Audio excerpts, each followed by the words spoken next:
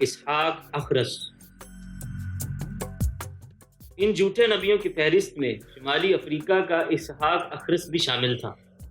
135 ہجری میں جب عباسی خلیفہ کا دور تھا تو یہ بدبخت اصفہان سے ظاہر ہوا۔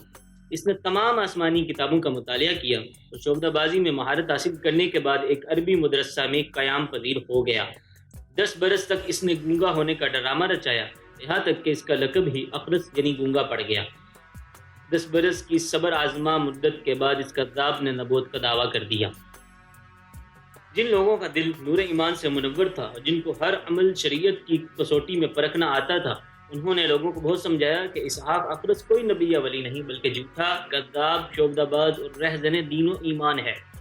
لیکن عقیدت مندوں کی خوش اعتقادی میں کوئی فرق نہیں آیا۔ پھر آخر اسحاق اخرس کے پاس اتنی قوت اور لوگوں کی تعداد ہو گئی کہ اس کے دل میں ملک گیری کی ہوس پیدا ہونے لگی۔ چنانچہ اس نے ایک بڑی تعداد اپنے عقیدت مندوں کی لے کر بصرہ، عمان اور اس کے قرب و جوار کے علاقوں پر دھاوا بول دیا اور عباسی خلیفہ ابو جعفر منصور کے حاکموں کو بصرہ اور عمان وغیرہ سے بے دخل کر کے خود قابض ہو گیا۔ خلیفہ جعفر منصور کے لشکر سے اسحاق کے بڑے بڑے معرکے ہوئے، آخرکار اساکر خلافت فتح یاب ہوئے اور اسحاق مارا گیا، اور یوں وہ خود اور اس کی جھوٹی نبوت خاک میں مل گئی۔